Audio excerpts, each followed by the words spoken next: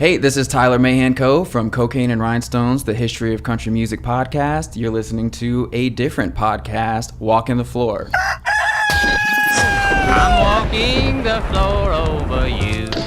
Walking the floor. I'm walking the floor. Walking the floor over you. Hola, senors and senoritas. This is Chris Shiflett, your pal, and you are listening to a new edition of Walking the Floor. Welcome, friends and neighbors. I'm sitting here in Nashville, Tennessee. It's Saturday morning. It's hot and muggy outside, as you would expect for this time of year. I gotta tell you, I'm excited today. I'm excited because I'm going home to California. I'm a little sad to leave. I've been here for the last 2 weeks, putting the finishing touches on a new solo record produced by my man Dave Cobb, recorded at RCA Studio A, and we got that done. It's mixed. It's in the can, as they say in the biz. Ready to go. Probably going to get that thing out sometime next year, because, I got a busy year touring ahead of me, but I am really excited. I'm like 10 times more excited about this one than I was the last one, and I was super excited about that one too, but this one is rocking. I can't wait for all you folks to hear it. What an incredible night I had last night. Let me tell you a little bit about this crazy gig that I got to play. Okay, so Dave Cobb was MDing this show at the Country Music Hall of Fame Theater last night that was tied into the new Outlaws and Armadillos exhibit that's just opening up, that's going to be there for, I think, like the next 3 years. Anywho, so this crazy gig, we had to learn all these songs. I got to be in the house band. So I was playing guitar in the house band, backing up people like Jesse Coulter, Bobby Bare, Billy Joe Shaver, Delbert McClinton, Jason Isbell came out and played some songs. Amanda Shires played some songs. Who else? Elizabeth Cook was out there. Shooter Jennings. I mean, just the list goes on and on. Look it up online. It was bananas. And I got to sit there and pick along with all of them. Jamie Johnson. Oh my God, Jamie Johnson got out there. We didn't know what he was going to play. He just launched into a tune. Everybody kind of fumbled into it, and it turned into a big, crazy jam session. I hope that stuff winds up online or on YouTube or whatever, because it was incredible, mind-blowing. Oh, and the other guy that was like the other guitar player dude, you gotta check this guy out. A young cat named Charlie Worsham. Incredible picker. My new favorite guitar player. You can hear him on the new Brent Cobb record. I think he plays on a bunch of it. And I believe he's on the track from that record that I put in my Walking the Floor playlist on Spotify, which leads me to tell you to go follow that playlist, man. It's the best playlist on Spotify. Go get it. But yeah, you can check out Charlie Worsham on that new Brent Cobb track. I also put the new Dwight Yoakam track in there. I think that's the first track. Pretty Horses. Wow, I'm vibing on that song big time. That song's incredible. New Dwight song. It's got a groove to it, baby. Check it out. All right, I'm not going to dwell too long on my ramble today because I got to go. I got to go pack. I'm doing laundry. Got to eat something. I'm drinking coffee. I'm just getting ready to fly, baby. I got to fly home. I'm going to go see my wife and kids. I love it. All right, let's talk about Zounds.com. You know Zounds.com. It's a place to get all your music gear online, baby. Did you know every order you place, $599 and above, is eligible for their exclusive 12 payment plan? Did you know that? With no application process, no interest charge, you just pay your first monthly payment and your gear ships immediately. Zounds.com. All right, let's get to the interview.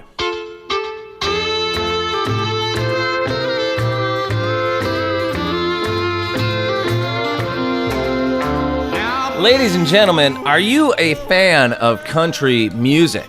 Classic country music? Because if you are, and you haven't been listening to Mahan Coe's Cocaine and Rhinestones podcast, you need to get your head examined.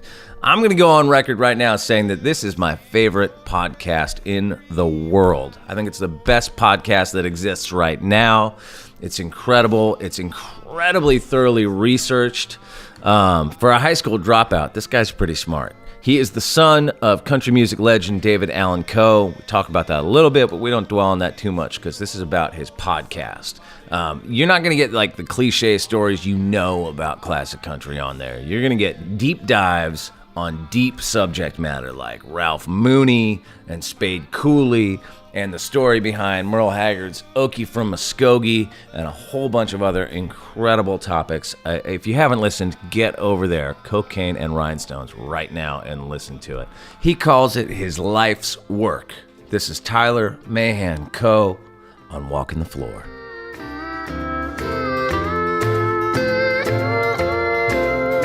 You want to just jump right in? Sure. I mean, it doesn't bother me. Yeah. Then you always blow it in the small talk. Yeah. And that's when all the good stuff happens.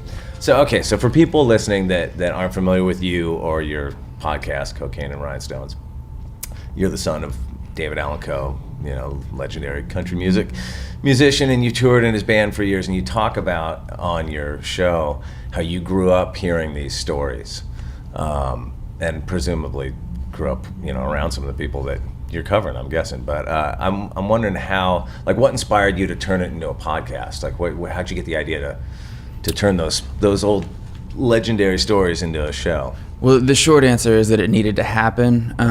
It is a show. It is meant to be entertaining, but the full title of it is Cocaine and Rhinestones: The History of Country Music. Right. And I'm taking that extremely seriously. Yeah. And I mean, when you listen to it, you can tell that I spent an insane amount of time making sure I'm getting the story right, because I feel like when the subject is country music, so often the story is not correct. There are so many stereotypes that are just wildly not helpful when it comes To me, that's the great thing about your show, is that country music, probably more than any other genre, at least the powers that be within country music, have tried to whitewash the actual history of it. It's a genre that has never been comfortable with the reality of its artists. It's interesting. You have this wholesome image of these guys that are like pill popping, womanizing, hardcore, partying way harder than their rock and roll counterparts of the era probably ever did. What I find interesting, I'm having a lot of conversations right now about the outlaw country era of the genre, because that's the next exhibit that's opening at the Hall of Fame here. Right. So everyone's really talking about that. And what I find funny about that is it's sort of the inverse of people wanting to build these outlaws up into these, crazy, wild, larger-than-life personalities, which, yeah, I mean, don't get me wrong, I love that era of the genre. It's some of the best music that was ever made in it, but I mean, at a certain point, the word outlaw sort of brings some connotations with it that, people really aren't meeting that criteria. Right. So it is interesting to see, you've got, for much of the history of the genre, it's being presented as much more tame than it is, and then there's just this like little pocket right there where everything's being presented like people were getting capped left and right, which just isn't the reality. Right. Yeah, it's funny you said that, because watching that Tales from the Tour Bus show, I don't know if you watched it, but it was great, but you got the sense, like, that was my impression after watching a few of those episodes, like, look, those are the original gangster rappers. Everybody's out shooting each other and taking tons of drugs. It's funny too, because like you said, it's the history of bad behavior in country music is older than the history of country music. Much older, if you get back to guys, I don't know if you're familiar, guys like Charlie Poole, this is a guy who, predates Hank Williams Sr. as far as, but I mean, Hank Sr. is another one where like everyone knows who he was. Sure. And, Well, was it intentional for you? I noticed in looking at the season one of the artists that you chose, was it intentional to leave out sort of the more well-known country crash and burn stories like Hank Sr., George Jones, Johnny Cash? Everybody knows those stories. Well, my thinking in approaching topics for season one was, if this is going to work, it needs to work without me leaning on these big names. I need to do this for real. I need to do this in a way that demonstrates an interest beyond, he's talking about Johnny Cash, he's talking about Waylon Jennings, he's talking about Hank Sr. Yeah. And I was also trying to approach it from a position of, if this works, I would like to make this my life work. I would like to do this for as long as possible, you know. And Right. if you know anything about storytelling, you don't tell all the best parts right at the beginning, you know. course. So you want to sort of space that stuff out. And I mean, the second season, I'm getting deep into George Jones. So I'm sort of planning on bouncing back and forth between the different approaches of just like shedding light in dark corners and then reframing the picture that we all think we already know when it comes to the big names, just sort of skipping back and forth between those two things. I like, how much time goes into each episode? Because I know I kind of worked it out at one point just with my podcast, and my podcast is like fucking amateur hour compared to what you're doing. But I've worked it out that it's like, you know, about 10, 12 hours per episode when you think about, like, you know, listening to the guests' records and doing some research and prepping some questions, and then the interview itself, and then editing, and then posting, and then getting it out there, blah, blah, blah, all that stuff. You know, it's about 10, 12 hours. I'm assuming yours is a lot more. Probably 10 times that, I Right. would say. Most of the time is spent in the research process. You know, I'll read every book I think I need to read before I open my mouth, you know, because I know how important this stuff is to the Right. people that it's important to, because I'm one of them, Right. you know. And I have also experienced people getting my story wrong because of getting, like, my father's story wrong is Right. my story because I'm just attached to it. I Right, was a sure. part of his career for so long. You Yeah. know, I was in his band when Neil Strauss published Johnny Rebel lyrics in the New York Times and told the entire world that David Allan Coe wrote this song. And he had nothing to do with it. Wait, is that okay?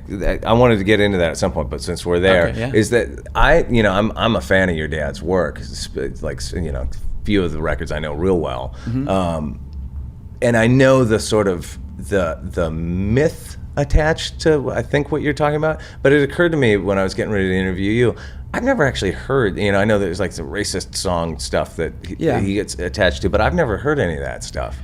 So is that myth wrong and misleading, like what people think? I would argue that if one were to listen to the episode that I did on Merle Haggard's song Okie from Muskogee and Right. apply all the same principles of satire that were in that episode to the recordings that my father made, I think the answer is pretty clear there. Right. He made something in a format which is a vinyl LP, and it was never meant to be played on the radio, of course. None of these songs were ever meant to be taken in any other context except with the other songs they were presented with, you know? So, I mean, I should point out I was not there. You know, this happened. And I should make it clear, I've never heard any Yeah. of it. So I'm just This going happened- off the sort of the, you know, the rumor mill, thing that gets attached to somebody's name. This happened before I was born, but I'm speaking from a place of knowing for a fact that my father's not a member of the KKK, you know? So it's pretty easy for me to just look at it as I would if I were a fan of anything else, like Merle Haggard. I've never had a conversation with Merle Haggard about Okie from Muskogee, but I think it's very clear where that song is coming from. And the problem that happened, I mean, you could make the argument that David Allan Coe is not good at satire. That's a different conversation, you know. If you leave it that open to being misunderstood, maybe you shouldn't be doing this, you know. Yeah, valid.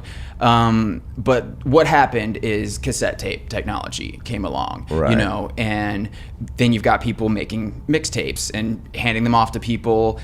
They start mislabeling things. If a song has a magic word in it, it gets put on a mixtape with all the other songs that have the magic word in it. Right. It's indistinguishable at that point because it is taken out of context. And then skip ahead to Napster. You were in Me First and the Gimme Gimmes. I'm sure you know of how many punk cover songs there are that were labeled as Me First and the Gimme Gimmes, where you never even met any of the people involved in making that. Right. So same thing. David Allan Coe gets credited with everything that's ever happened. Then throw in the fact that no one associated with David Allan Coe is on the team that owns the website davidallancoe.com. So you get on the internet, you go to davidallancoe.com, it's not David Allan Coe's website, the person who owns that website is selling Johnny Rebel CDs. Right. It's pretty confusing. Right, sure. You know? Yeah. So there's just so much stuff coming in. That actually kind of ties into something I wanted to ask you about, how you source each episode, because, and you kind of touched on it right there, the internet, although it is this like portal to all the information ever that's happened, it's actually more often than not, and I find this when I'm trying to research my own subjects, that when you search for people and you search for certain things, you just get the same shit over and over, and a lot of it's incorrect, or, you know, Wikipedia or whatever it is. It's a lot of it is just, it's hard sometimes with deep subject matter to find the nitty gritty. So how do you do that? Well, because you're dealing with stories that are like from the 40s, the 50s, this stuff where the details, I would think, would just be lost. I mean, I'm a huge Buck Owens fan, and a fan of the West Coast country thing, the Bakersfield Sound, and all that. And listening to your 2-part Buck Owens Down Rich episodes was mind-blowing to me. I was like, where the fuck did this motherfucker get all this information? I've been looking for this for years.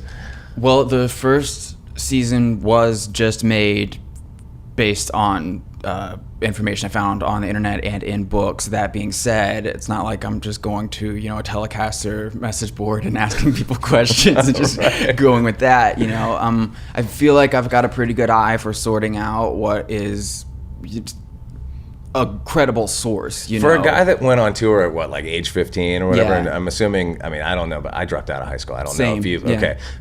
You handle this like an academic. Like, it's so well researched and so well thought out. It's amazing. My grandmother taught me how to read before kindergarten, you know, so I am a high school dropout, but I have always read as pleasure. You're a credit to us all, sir.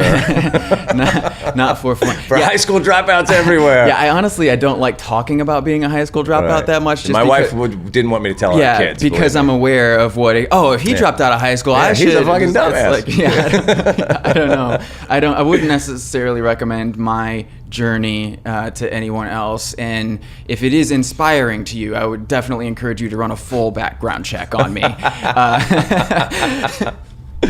But as far as the academic approach, it's, again, just going back to what I started with before we took the David Allan Coe detour, is that this really, really matters to me. Like, getting this right is so important to me. It keeps me awake at night sometimes when I feel like I'm not. I can have 10 sources on something that I have to say that is crazy and rewrites the story, and it'll keep me awake until 5 a.m. just knowing that how many people are not going to be prepared to accept the fact that they were told the wrong thing by their grandfather. Right, you know, right. And I completely, you know. And do you balance that information with the stories that you heard growing up? From people that may have been in these situations you're covering? I mean, I don't have a lawyer, so I try to cover my ass as much as possible by including phrases like "it seems" or I could be wrong about this. I'll straight up tell you if I don't know the answer. You know, I'm not acting like I know everything. I mean, how do you keep the balance? Like, because it's sort of touching on what we were talking about before with the nitty gritty, the darker side of these histories.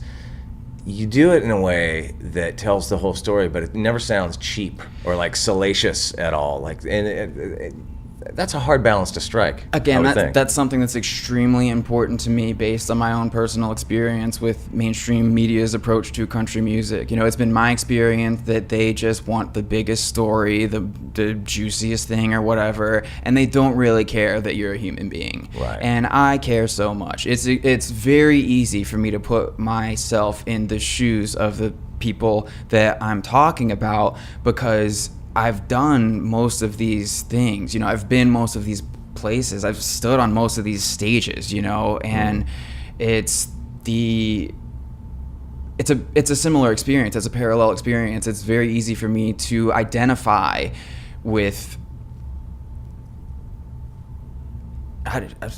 it's easy for me to identify with feeling misunderstood, you know, and I feel like country music entirely has been misunderstood in the mainstream, you know, culture of America. And so it's just, I mean, as far as like not being gossipy or leaning into the dark stuff, I mean, again, it's the history of country music. It's not the history of questionable behavior, you know. If a story is in some way relevant to what I need to talk about in order to change the understanding about something, then I'll get into it. You know, like I will talk about Merle Haggard smoking pot because it brings context to the line, we don't smoke marijuana in Muskogee. I can tell you, having interviewed him, I witnessed that firsthand. Oh, yeah. You know, here's a question for you. Who do you think listens to your podcast? And I'll tell you why I ask. Because with my podcast, I have learned that the more mainstream an artist I interview, the less it gets listened to. It's the opposite of what you would think. You would think the bigger the name, the more it would get out there. But it's led me to conclude that mainstream country music fans aren't listening to podcasts. It's sort of like the domain of coastal elites and hipsters or whatever. So who do you think's listening to yours? Well, my understanding about the podcast medium is that it's still very much in the early adopter phase. You know, it's just getting started. The numbers are nowhere near terrestrial radio, for instance. Right, of course, yeah. I mean, it could just be that mainstream country music fans just aren't listening to my podcast. I have no idea. But yeah, so I started this knowing that it was going to matter to a certain group of people. You know, I didn't know how big that audience was, and that audience was certainly the first audience to start listening to it. I really didn't know or care how much crossover appeal it was going to have. Not even to the mainstream country audience, let alone to just mainstream podcast audience. But there was a feature in the New Yorker, which just the fact that they were even interested in it was a pretty clear indication that the audience was more general than I expected. Right. And I mean, since then, it's been made very clear that this is not just country music fans that are listening to this podcast. It's really, and I mean, if you check like the reviews on iTunes or whatever, you'll see a ton of people saying like, I thought I didn't like country music. Right. Turns out a lot of people had never heard country music, in my opinion. Yeah. So. Well, that leads me to my next question, which is, how do you distribute and market your podcast? And I'm going to pretend that I'm asking you this in case there's any young podcasters out there, but really I'm asking for me.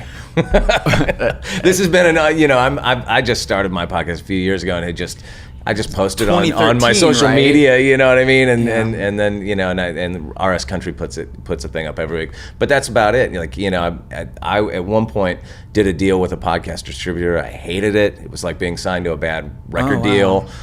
Got out of that pretty quick, and so it's really just me. I'm curious how you do it. Well, it is just me. Before doing this, I was making a living as a freelancer in digital marketing and PR, so I kind of know what I'm doing. Right. But that being said, I worked on the first season of this podcast entirely in secret. I think it took me around 7 to 9 months to make this first season, and no one knew that I was, working on a podcast at all, let alone one on country music. And you know this as a creative person, when you spend that much time with something, like if you spend 9 months making an album, first of all, that's way too long to be spending on an album. But second of all, you will not have any clue at the end of that 9 months whether what you've just made is good or not. Right. You'll have no idea. Absolutely. Just because you've just been around it too much. Yeah. So you lose perspective. Uploading the first episode of the podcast is the scariest thing that I've ever done in my life. It was absolutely terrifying. So I really didn't want to take any extra steps to get more eyes on it. I really just posted it on Facebook. And what was the response? Huge, gigantic. Right. More shares than anything I'd ever posted on Facebook before. It became immediately clear that this is exactly what the world wants me to be doing. Right. And that was great. So from there, I just started lightly boosting, Facebook posts. Right. I didn't dump a lot of money into the marketing, I'll be honest. And I was also still... Do you do sponsorships and stuff? Not There's yet. no ad reads in your... I put some shout outs in there just to get people comfortable with the idea of there being ads from the beginning. So it's not like, he added ads now I hate it sucks. It felt like they were there from the beginning. So I did basically shout outs presented in a way as if they were ads. And then, I was still in production on the first season. after I started releasing episodes, I sort of got caught up in staying on schedule. The final episode, I didn't finish it until like less than 48 hours before it was supposed to be online, which was pretty stressful. So then after I got done with that, I was able to circle back and do PR stuff, you know, like figure out who would probably be interested in writing about this, let them know it exists in a way that will make them interested in it, you know. Yeah. Usually just bribing someone. That's a lie. I just made that up. Don't bribe anyone. But also, I mean, I think one thing that was going for me is the name is it grabs you. It's an immediate signal of what it is. Yeah. You know, there's no mistaking what this is when you see the name of it. And then the other thing is one of the biggest expenses that I made in the first season was getting artwork done. I got really, really good artwork. I think that's a huge That's been funny a huge help.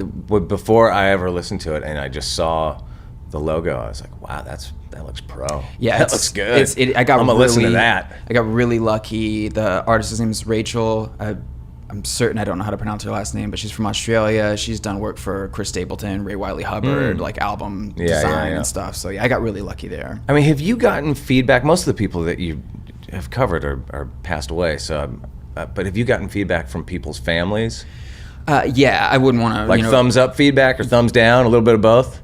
No thumbs down. Really? Feedback, and in some very surprising cases, Really? no thumbs down feedback. Which is, I mean, there were things, I wouldn't want to say specifically what it is, but there were things that I felt very uncomfortable talking about just because I'm aware of this person had family, you know, and again, it gets back to the approach to it. And I got an email just yesterday from family of a subject of one of the episodes, and they straight up just said that it was uncomfortable to hear me say some of the things that I said, but they could tell where I was coming from, and they knew they knew that I was probably, you know, telling the truth or something close to it, and they could tell that it was really the music that mattered the most to me. And that, it was I would say 85-90% thumbs up, you know. Are you getting people coming out of the woodwork now like,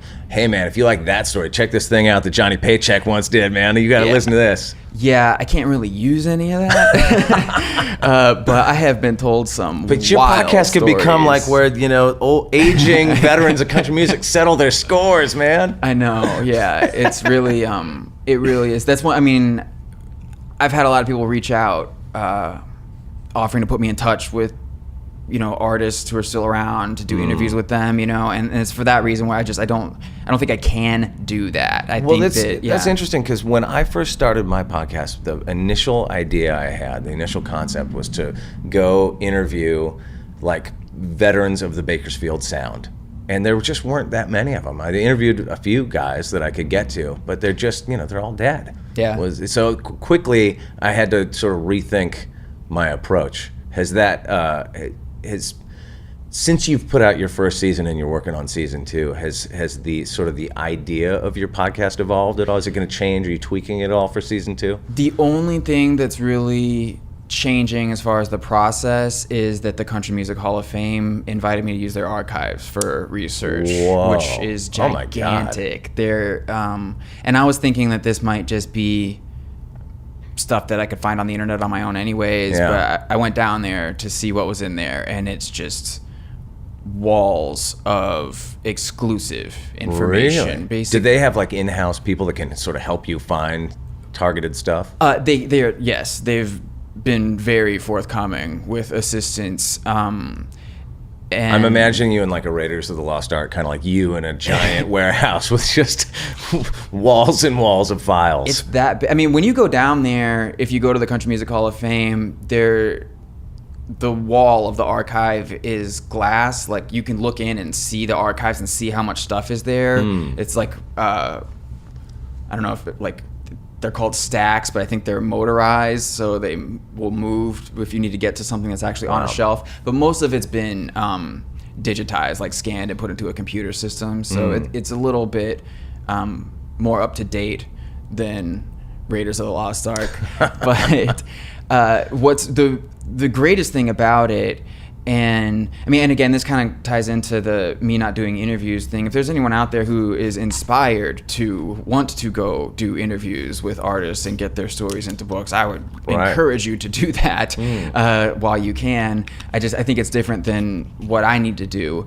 But one thing that the Hall of Fame has been doing since I think at least the 80s is having industry vets come in and basically just do a brain dump of their entire career into what they're calling an oral transcript. Like they'll have an artist or a songwriter, a producer, a member of the Nashville A-Team, session musicians, radio DJs just come in, and it's not like a magazine thing, you know, where it's let's do this in an interesting way so people will want to read it to promote the next album you have coming out or anything like that. It's just sit down, who did it, when did they do it, who else was there, whose idea was this, you know, just like what I need, you know, and I would say almost all of this stuff is not in books, you know. I was there for hours. On the day that I was there, I was the only non-employee in the one room in the world where all this information exists. It's just there's no one tackling this, you know. Who are you going to focus on for season 2? Do you want to give that away a little bit? Well, I mean, I don't want to say everything. Can you please do a Win Stewart episode? I know you covered a lot of that in Ralph Mooney, but I would love a standalone Win Stewart. He's one of my favorite underrated. Oh yeah. People on the scene. He's it sounds really like from the Ralph Mooney episode, like he's just a guy that couldn't get out of his own way, because I mean he's such an influence on so many people, and his music was so great and kind of ahead of its time, but people don't remember him now for the most part. He's one of those people where you kind of wonder how much of the level he reached was a matter of this is about as big as I want to get. You know, there's a Charlie Pride. In the age of regional celebrities. Yes, yeah. This Charlie Pride used to talk about how he told Gary Stewart that he could be one of the all-time greats if he would get himself sorted out, you know. Right. And Gary was like, I don't want to be one of the all-time greats, you know. I want to get fucked up and do what I'm doing now. Right. You know? And, so I really don't know about if that applies to Win. I mean, that is a funny thing about musicians or artists in general, you know. It's I think about that all the time, you know. Oftentimes people that go into the arts in whatever form are fuck-ups. Yeah. And they achieve success through being a fuck-up, ultimately. And then when they get there, people want them to just stop being a fuck-up. Yeah, that's not how this works. Totally. That's not what got them there, man. You all rewarded me for my bad behavior. I will continue to behave this way. I'm not going on the award show now. I was going to ask you if you had, and this is just 100% just for me, it would be a great episode too, because you talk about Ken Nelson a lot in the Buck episodes. I have never seen like an interview, any kind of definitive interview with Ken Nelson anywhere, and he's such a mythical figure in West Coast in that hard honky tonk, you know, Buck Owens, Merle Haggard era. Do you have a resource on that? I can't remember what the documentary is, what it's called, or really even what it's about, but I do distinctly recall seeing documentary footage of him giving an interview. I'm positive there are. He's not someone who I've looked into for his own sake. He's just come up in you know, other things that I've been looking into, like the Louvin Brothers, the whole West Coast did he thing. produce them as well? Yeah. I haven't heard that episode yet. It's one of the I think that's one of the best episodes of the first season. I did read, I forget which Louvin brother wrote a book right before he passed away. Which did is you read that book? Oh, so good. That might be my favorite country music autobiography. And so poetic that it like either came out right before or after he died. Well, it was like right around the same time, right? I've been contacted by the author that worked with him on it, and what happened is he had all these tapes of recorded conversations with Charlie, and then Charlie passed before it was even finished. Really, so kind of like the Buck Owens book.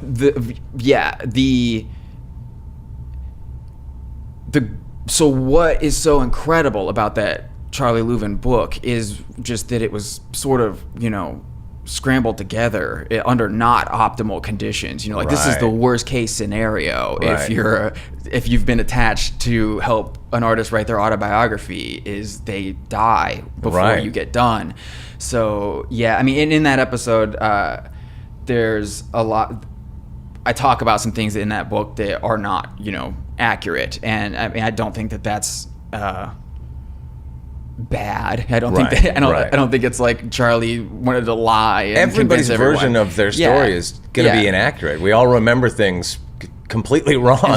And so that the writer Benjamin Whitmer, he basically told me that like he knew before publishing that like some of this stuff wasn't adding up, but also this is what Charlie said, Right. and he's not here for me to ask him. So Right. what do I do here? Right. I'm gonna honor what seemed to be his intentions, Yeah. which were And Ira was long gone, to tell so- this version of the story.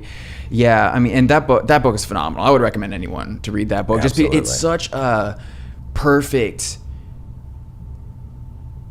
picture of all of it, just like what country music meant, like what the Grand Ole Opry meant to some poor kids Yeah. in Alabama, you know, Yeah. and how it impacted their lives and became the focal point of all their hopes and dreams. And then American success story, you know, they get there. You know what I loved about that book was it reminded me, like in the 90s, I was in a punk rock band called No Use for a Name and did a lot of like van tours and that sort of thing. And the way that they talked about touring in the 50s in like their car and going to play the church, and they would just like splash water on their face in the creek out back and then go play the set, and you know, there'd be like the chicken lady would bring you food, all that stuff. It was like the same vibe as my memory. Yeah. Being like in a punk band in a van tour, it's like there was like such a common thread there. It's the get in the van of country music. Totally. Yeah. Totally. And also that story that they tell, like how their dad was always like making fun of them for being like candy ass because he was like some farmer or something, and he would like make fun of them for being these candy ass musicians or whatever until they took him out for like a week of shows, and he was just like couldn't handle it, like Yeah. couldn't take it. Yeah. It's crazy. Because something else that people forget about now is how disreputable it was to be a country musician. I mean, there are so many, like a lot of the stage names things, like people adopt a stage name to pursue a country music career. Yeah. Some of that is literally because their parents sat them down and said they were not going to use their family name to be a hillbilly singer, you know? Really? Like, yeah, like that's how bad it was. I mean, even here in Nashville, people think of Nashville, Music City, USA. Yeah. I mean, yeah, that economy was here, but this is a city, you know, there's Right. industry here. And I mean, the Grand Ole Opry was seen as an embarrassment in the city for a long time. Funny that you say that because I interviewed Kenny Vaughn a few years ago, and he told me the same thing. He said, and I never knew that about Nashville. He said there's an old money elite here Yeah. that to this day don't think of the sort of the country music scene as like an embarrassing bunch of hillbillies. And it also has a lot to do with what we were talking about earlier, which is the mainstream perspective. Like when a country music star got written about in the newspaper in the 50s, it wasn't because of something great that they did. Right. You know, Right. Right. it's because they got drunk and shot a gun in the lobby at WSM. You right. know? Yeah. Did you grow up here in Nashville? My family moved here when I was 9, so Okay. early 90s, I think right around the time or right before the time of Lower Broadway's explosion. And when did you start playing guitar yourself? Well, Because you started touring really young, right? Yeah, I had a guitar before that, but it was sort of just, teenage boy has a guitar. Yeah, Because yeah. girls like teenage boys with guitars. I keep trying to explain that to my kids. Practice your guitar, man. Yeah. That's how you get a girlfriend. Yeah, you do need to know how to play it. Yeah, Yeah, at a it certain helps. point, you It will helps. need to know how to play a song. But I didn't really. And yeah, I was a bit of a troublemaker as a teenager. Got brought home in the back of a cruiser a few times. And military school started being floated as an idea. Ooh. And so I floated. Military school or go on tour? I floated a different idea, which my parents were divorced. So I was like, okay, gonna go ahead and go live with my father. And living with my father meant just being on tour because he tours year round. Is he or toured year based round. out of here though too? he would ride separate from his band. So the band was based out of Springfield, Missouri. So when I first went out, I rode with my father on his bus. And then after he basically like told me I was in his band, you know? And then after that, I sort of needed to ride with the band so I could show up for sound check and, you know, put in my part and, you know, bang my own gear and everything. No roadies or anything like that. Yeah. So, yeah, and I did that for about 13 years. It's easy to assume that being the son of a country music singer, that you grew up immersed in country music, but I know from my own experience with my dad's record collection or my kids with my musical tastes, that oftentimes is not the case. You know, that you don't necessarily like your parents' music. Maybe you come back to it eventually, but how was it for you? Were you a country music fan growing up? Well, yeah. I mean, even before I went on tour, you know, just as a child, because when I was born, my father was signed to a major label, you know, and then like his career just went down the stairway from there. So I've really gotten to see every side of the industry. But when, you know, he was up top, we were on, you know, like all the BMI awards show mail-in packages or whatever. So we would get, you know, the For Your Consideration discs of all the hit songs that came out that year and stuff like that. So that was the stuff that I would listen to when I was a kid, you know, but this was 80s and 90s country music, which, you know, a lot of purists in the genre now say it's all trash, but I like it, but it's because what I was compared to now, that's the shit sounds like Hank Williams Sr., man. Exactly. Exactly.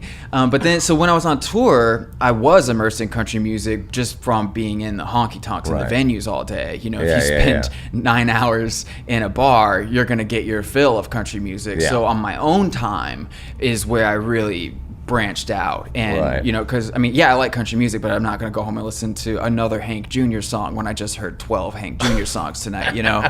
So yeah, I got into just a lot of all sorts of stuff, and also the other thing is I was getting an allowance while I was on tour and no real bills.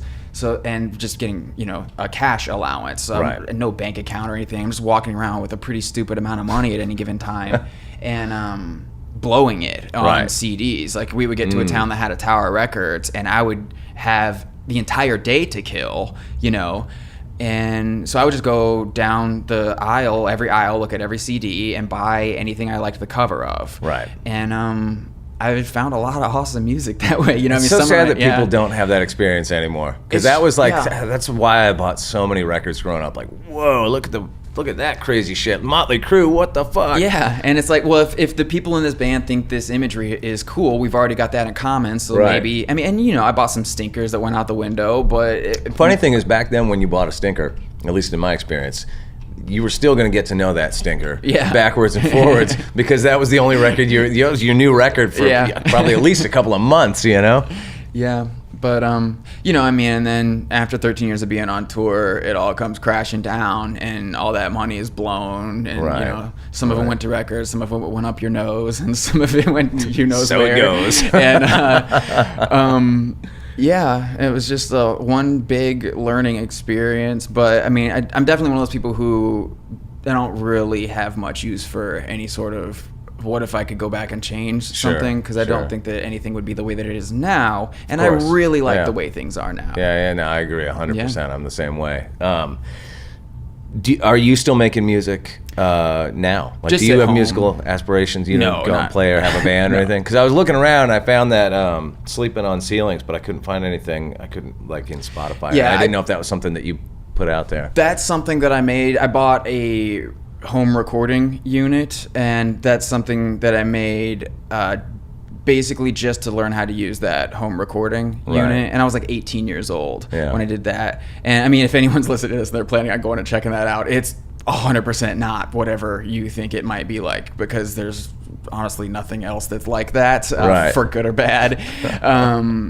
But no, I mean, I keep guitars in my office, and I play at home, but I have no desire to get on a stage and say, okay, everyone listen to me now. You know? And I never really had that desire. I don't think I ever would have been in a band if my father wasn't like, you're in my band now. You know, I mean, and once I was in that position, I, you know, got good at what I needed to do in Sure. order to help him and, you know, play my part and everything. And Was he involved in like, here's how you play this and here's how you play that? He showed me how to play chords. I mean, Right. other than that, I was self-taught. I didn't know any music theory until after I wasn't in the band anymore because Yeah. I needed a way to make money. So I had to give myself a crash course in music theory so I could give guitar lessons. Oh.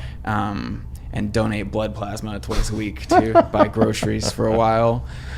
But yeah, I love playing guitar. It's sort of instant meditation, you know? Yeah. I like the idea of meditation. It's just hard to find the time to sit down and do it. So Yeah. it's much easier to justify picking up the guitar and, you know, getting Noodling for a lost in bit, something. yeah. Yeah, sure. Well, that's great. I mean, it sounds like you're just 100% immersed in the podcast now, which is great for all of us. Oh yeah, that I mean, in one hand, do this podcast. In the other hand, make an album. There's one thing that is just so much more obviously the most important thing I could be doing with everything that I've been given. So yeah, there's no question. I can't wait to see where you keep going with this, man. I think it's great. All the way, I think. Thanks for coming down and doing this, Dan. Oh, thank you. This is fun. All right. That was Tyler Mahan Coe on Walking the Floor. Make sure you check out Cocaine and Rhinestones. It is as good as the title would lead you to believe.